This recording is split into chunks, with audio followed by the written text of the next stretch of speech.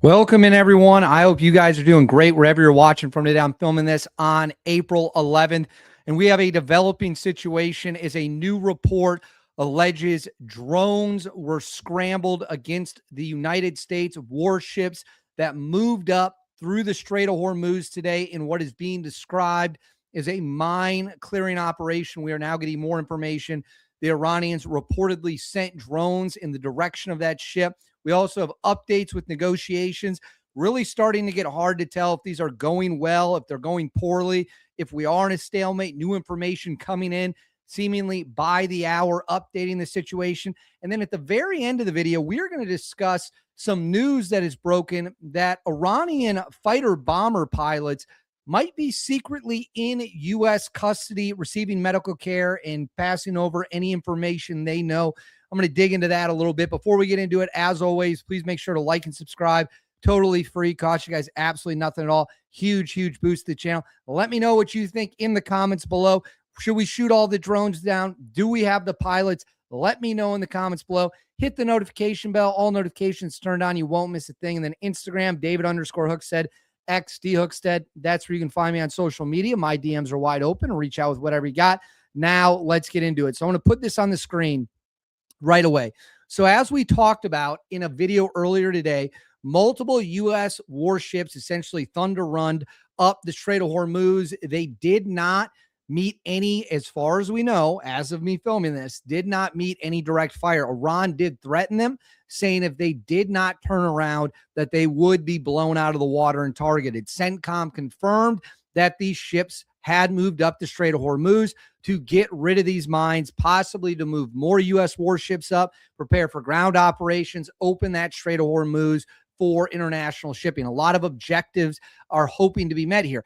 However, Bloomberg, which is what you see on your screen here, added a new detail that was previously unknown, that drones were scrambled reportedly against these warships in the Strait of Hormuz. I'm going to read it word for word. This is Bloomberg's reporting. It says, a regional intelligence official said two U.S. Navy Arleigh Burke-class destroyers that attempted to transit the Strait of Hormuz on Saturday were forced to turn back after encountering threats from Iran's Islamic Revolutionary Guard Corps, which also launched a UAV drones in their direction. The incident happened around noon Dubai time as U.S. and Iranian delegations were in Islamabad for negotiations. Stick with us. We're going to get into that later. The official said requesting anonymity to discuss confidential matters. The CENTCOM statement did not mention any Iranian attempt to turn the vessels back. So Bloomberg is reporting that Iran scrambled drones against the U.S. warships. We do not know if these drones were shot down. We do not know if the drones turned back. CENTCOM is saying the ships advanced as planned. That would indicate the drones were either destroyed or turned around. Drones, of course, are more than capable of sinking a warship. If they carry enough warhead on them, enough bomb power, they can absolutely sink a warship, no question about it. But we are now learning more details from Bloomberg that the Iranians scrambled drones at our U.S. warship. Now, let's get into some of the negotiation updates, and definitely stick around until the end when we talk about this mysterious report.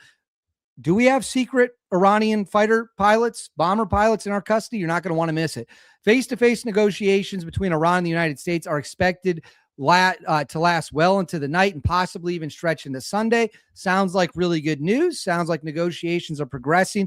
Maybe a deal is being reached. However, there are reports, this is coming from IRNA, Iranian media, says despite serious disagreements in negotiations, talks will continue, but through text exchange. So for those of you who don't know, this is how that works. Pakistan's the intermediary. You got the Iranians in one room, the U.S. in the other room. The Iranians say what they want. They give a statement to the Pakistanis. Pakistanis walk into the room where the Americans are. The Americans provide a written response. They walk it back to the Iranians. Iranians respond, and back and forth you go. So the situation is being described as intense. There are serious disagreements, but ongoing.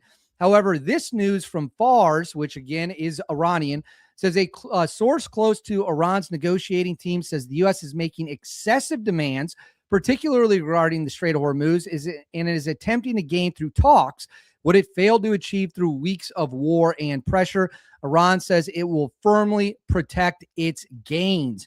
So Iranian media reporting that they are not happy with the U.S. demands. The U.S. is not giving in to Iranian demands. So this situation appears like it could fall apart at any moment. But for the time being, the talks are advancing.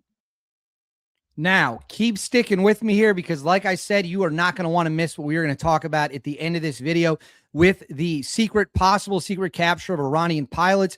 But first, Benjamin Netanyahu giving a speech today, the Prime Minister of Israel, saying the Iran war is not yet over and that it will continue from the Israeli end, appears to be what he is indicating.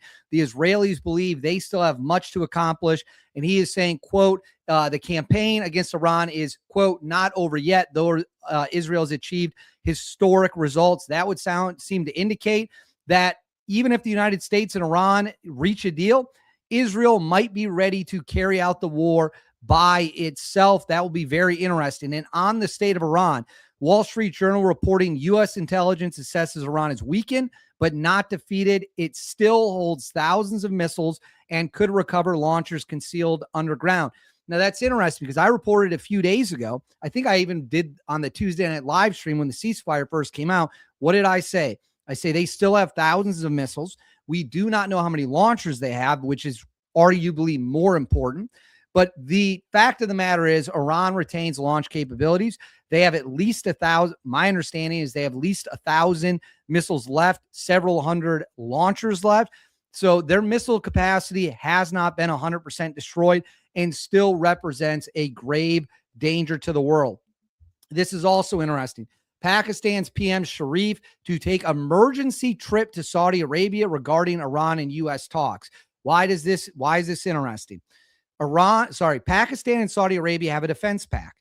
Who paid for Pakistan's nuke program? Saudi Arabia did. That's the belief. It is believed Pakistan will come to Saudi Arabia's defense if they ask them to. Saudi Arabia was bombed. Their oil fields were bombed after the ceasefire, causing extensive damage. And now the Prime Minister of Pakistan reportedly rushing in to Saudi Arabia to see what kind of deal can possibly be reached there. Now, on the Lebanon front, we're going to do the Lebanon front. Then we're going to get into this mind-boggling report about the pilots. Both sides continuing to shoot at each other. This is a Hezbollah drone targeting Israel that is about to be blown out of the sky.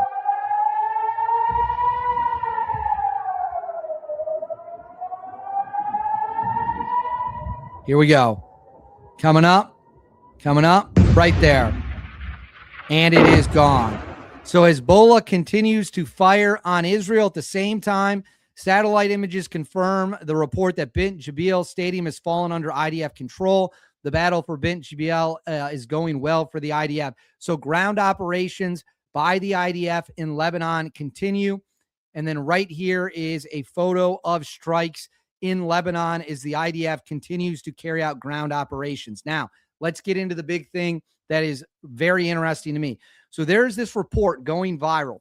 Remember at the start of the war, two fighter bombers, Iranian fighter bombers, Su-24 Mk aircraft, flew 80 feet off the water in what was supposed to be a surprise attack on Qatar. They were shot down by Qatari fighter jets. We are now hearing, he says, this is a major Ozen account, says, I'm not presenting this as confirmed information. Take it with a grain of salt. Iran's Army Intelligence Protection reportedly received a tip from a neighboring country that U.S. commandos recovered at least 2 Iranian pilots from the water after the downing of Su-24 Mk aircraft by Qatari F-15 jets. The pilots were severely injured and are currently receiving extensive care at a hospital in a regional country. There's no way to verify or dismiss these claims, but this is the information circling within Iranian military circles. I did ask some people about this. They did not know for sure whether we had Iranian pilots in custody, but what they did as POWs, what they did say is we would be incentivized to hide that from the Iranians if possible, if the pilots were giving us information, if they wanted to defect, and we would gladly take them if they did want to defect and hand over information about the Iranian military. So we can't rule it out. It is very possible we have Iranian pilots in custody at this hour who are handing over information. This has not been confirmed by official channels. The people I talked to explained why you would keep this secret, what the advantage of keeping it secret would be, and what the benefits long-term in terms of an intel perspective would be. So that is where we are at as of me filming this update on April 11th. It reportedly, Iran scrambled drones against the U.S. warships. Negotiations are incredibly intense, but ongoing. The situation is fluid, and I will continue to hunt down more information about whether or not we have those Iranian pilots in custody. Of course, we had the F-15 go down, but we rescued both of our guys. So that is where I will leave it. As always, let me know what you think in the comments below. Please make sure to like and subscribe. Thank you for watching. I'll see you next time.